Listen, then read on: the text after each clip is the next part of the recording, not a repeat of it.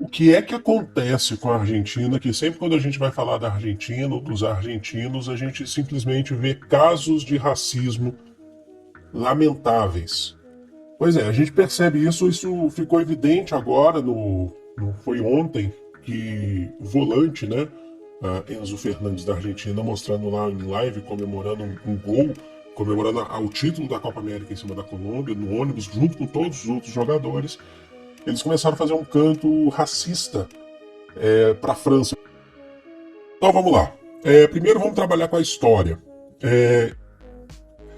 Primeiro, com a história mesmo. Na Argentina, desde a dominação espanhola, tá, que se faz principalmente no século XVI, a partir do século XVI, os espanhóis chegam na Argentina em 1588, fundando o vice-reino do Rio da Prata, certo? Existem, já desde o início, navios negreiros aportando na colônia, no vice-reino do Rio da Prata, Argentina, certo? A utilização de mão de obra de pessoas que eram escravizadas. Isso aconteceu na América toda. É um fenômeno que aconteceu na América toda por parte dos europeus escravizando africanos e trazendo para a América para serem a mão de obra principal. No caso da América Espanhola, junto com os povos indígenas também, da América Portuguesa também, né? Aí, desde o século XVIII, na Argentina, o século XVIII, a Argentina ela consegue a sua independência bem anterior ao Brasil. Bem anterior não, mas consegue a independência. A Argentina faz sua independência anteriormente ao Brasil, é que ela se torna república aí sim bem anterior ao Brasil. A Argentina ela consegue sua independência na Guerra de Independência, né, entre 1810, é um processo, tá, mais lento, até 1816. E desde o século XVIII, já nas prévias dessa independência, já começam a formar, a emitir ou realizar censos para entender quem é a população argentina. A gente tem o censo de 1778, que mostra pra gente que 30% da população argentina era formada por pessoas negras, certo? Então é um número bem considerável. Em 1837, já um tempo depois, aqui já no período que a Argentina já é independente, certo? 30% da população era formada por pessoas negras. Detalhe importante, ela se torna independente, mas não abole a escravidão, assim como o Brasil se tornou independente em 1822 e não aboliu a escravidão. Ela vai mais rápido que o Brasil nesse processo. E ela se torna uma república. É um processo lento também, mas a Argentina logo de cara ela já foi uma república. Ela não teve rei, não teve um monarca, tá? Então esse número se mantém de 1778 e o censo de 1837, certo? No censo de 1887, já caminhando para o final do século XIX, esse número cai drasticamente de 30% para 1,8% da população argentina que é formada por negros. Esse número cai. O nosso objetivo é tentar explicar o porquê que esse número caiu e de onde que vem a ideia, né, dessa construção, desse racismo. Dois pontos importantes aqui. Existem leis abolicionistas na Argentina. Ocorreram, assim como no Brasil, lá também tiveram leis abolicionistas. Em 1813, nós temos a liberdade dos ventres, que se assemelha aqui no Brasil a de 1871, que é a lei do ventre livre, que os filhos de escravizadas se tornariam livres, mas sempre tem algum ponto na lei, que a lei dizia que ficava sob tutela do senhor até os 8 anos de idade. E a abolição, se aqui no Brasil foi em 1888, lá foi um pouco antes, certo? Foi um pouco mais de 20 anos antes. Em 1853, você tem a abolição da escravização na Argentina. O que já começa a explicar pra gente a redução da população negra na Argentina, porque não há um desaparecimento total, certo? Mas há um mito desse desaparecimento. E existem processos de construção ou de pesquisas que tentam explicar o porquê da redução da população negra. Vamos lá. Aqui é o ponto mais importante. Em 1853, com a abolição, a Argentina era independente, como eu falei pra vocês, que era desde assim, se a gente colocar em Minas Gerais, desde 1816, a Argentina passou a construir, e a gente já começa a entender o porquê. Entender o porquê do racismo e da redução. Um processo de construção de identidade nacional do país. Como assim? Todo país tem um processo de construção de sua identidade nacional. Isso é fato. Todo país tem o seu processo de construção. O Brasil tem o seu processo, já teve, desde o século XIX, a construção do IHGB, Instituto Histórico Geográfico Brasileiro, para construir uma narrativa acerca da história do Brasil. Isso fortalece com Getúlio Vargas, com as políticas indigenistas. A ideia da construção de falar que todos somos brasileiros, é o samba, é aquela coisa toda. Tudo isso contribui para o processo de formação. Todo país tem a sua identidade nacional. Se é um país, é preciso ter ali, diferentes uns dos outros, mas tem. Na Argentina, esse processo foi construído muito pesado. Aqui no Brasil a gente passou por isso também, mas depois nós tivemos políticas que cortaram isso. Isso que eu quero que vocês entendam. Muito pesado com as teorias de superioridade racial europeias no final do século XIX e início do século XX. A ideia de construir teorias de que o branco, a eugenia do Francis Galton, o inglês que cria a eugenia falando que existem os bem-nascidos, os europeus, então você tem que conectar isso. Que eles são superiores aos outros povos, os povos africanos e asiáticos. Desculpem.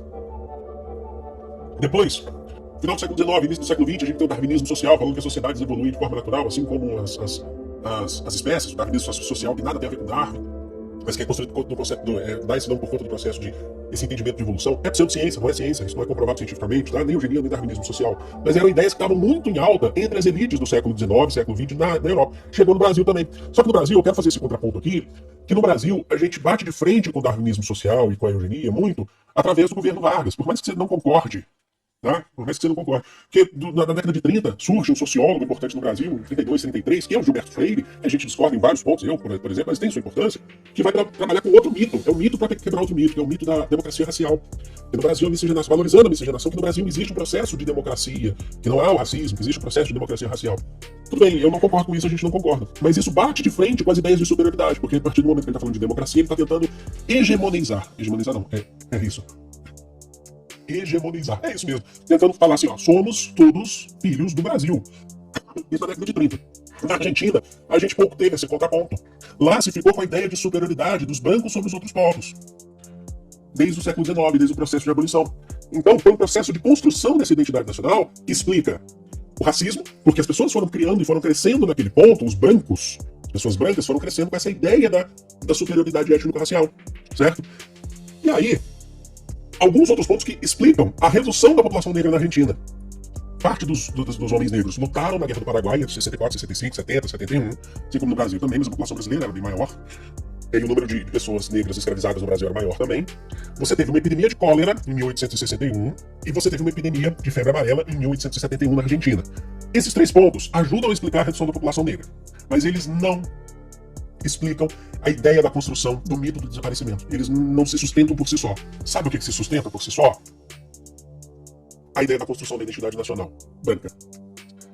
Porque a partir do momento que você passa a construir uma identidade nacional branca de superioridade, você passa a reduzir, primeiro, contribuir com o racismo, então você tem morte, você tem violência da população branca com a população negra, certo? Então existe violência que mata, e existe também políticas públicas para reduzir a população negra, porque, diferente de outros países latino-americanos, como o Brasil, como Colômbia, como Equador, como o Uruguai, por exemplo, certo? Onde se valorizou a ideia ou a construção da miscigenação como fator de identidade nacional, isso não aconteceu na Argentina. Mas como que essas políticas públicas podem atuar dentro do país para reduzir a população negra? Você tem redução de taxas de natalidade de população negra. Mas como que você faz isso? Com o Estado não necessariamente criando leis, mas incentivando culturalmente as pessoas nesse processo de construção. Falar o que é certo e o que é errado, as pessoas vão começar a seguir. Que proíbem casamentos entre negros e brancos.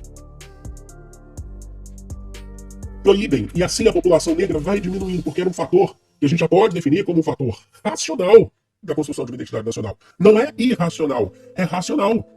Isso é racismo, isso é preconceito, isso é uma política pública atuando culturalmente na sociedade.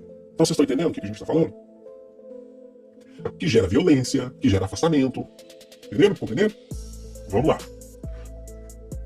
E aí, chega o século XX, e os argentinos da atualidade, que são os que estavam lá no ônibus, os jogadores, todos eles, porque eu sou da ideia de que aqueles que estavam no ônibus e se opuseram, se não achavam certo aquele canto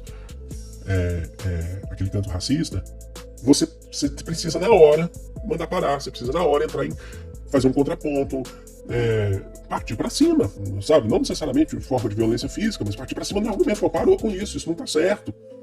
A partir do momento que você escuta o racismo, vê o racismo numa outra pessoa, criou-se na contemporaneidade entre os argentinos, e eu não gosto de generalizar. Se você é argentino e assiste aqui o canal, acompanha o canal, saiba que eu não estou generalizando, mas é um fator importante que não é geral entre os argentinos, mas é uma construção geral ao longo do tempo, de que os antepassados argentinos vieram de navios transatlânticos cruzando o Oceano Atlântico da Europa à Argentina, à América, principalmente por conta da Segunda Guerra Mundial. E os antepassados dos argentinos, eles são simplesmente advindos da Europa. E se esquecem ou ignoram omitem os fatores de afrodescendência. Os fatores omitem ou ignoram os outros navios, os navios negreiros, certo? Que vêm para a América desde o período de colônia espanhola no século XVI, certo? E aí, olha um outro ponto para mostrar essas políticas públicas que a gente está falando aqui. Eu falei para vocês dos censos agora há pouco. A maioria dos censos do século XIX retiraram as perguntas étnico-raciais. Ou seja, em um censo, você não poderia defender a sua origem, a sua etnia, a sua cultura. Eles retiraram porque queriam apagar o fator, a pergunta étnico-racial, porque censo não existe só no Brasil, né, gente? Pelo amor, hein? O fator, a pergunta étnico-racial só voltou nos anos 90, em 94, com a opção indígenas e em 2010 com a opção afrodescendentes. Então, eu quero que vocês entendam que é um processo de construção na Argentina também para poder combater o que foi construído desde o século XIX nessa questão de superioridade. E parabéns ao argentino, à pessoa, ao argentino, cidadão argentino, que não está inserido nesse processo racista e que luta contra isso. Tá? Agora, vamos lá. Existe população negra na Argentina? Existe. Os últimos censos calculam entre 4% e 6% da população. Calculam entre 4% e 6%. É um número pequeno, tá? Mas existem.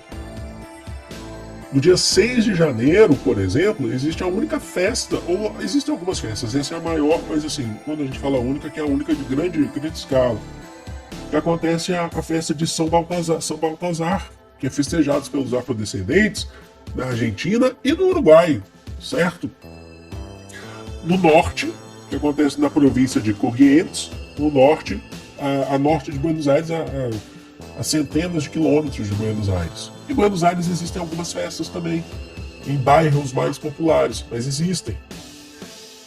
E aí, existe na Argentina, que foi promulgada em 2013, é recente, a Lei Maria Remédios del Valle, que define na Argentina o 8 de novembro, o Dia Nacional de los Afro-Argentinos e de la Cultura Afrodescendente, inclusive reconhecido pela Unesco. E aqui a gente tem cartaz, o Dia Nacional de los Afro-Argentinos e la Cultura Afro. E aqui nós temos a Argentina também é afro. Ou seja, existem, lutam por sobrevivência, assim como no Brasil, mas a questão é que na Argentina não existiu quase esse contraponto para combater o discurso durante muito tempo, para combater o discurso e as políticas de superioridade racial. Então é por isso que a gente vê, por exemplo, a gente vê quase, por exemplo, em seleção argentina, levando como um parâmetro, eu não me lembro de ter visto algum jogador negro na seleção argentina.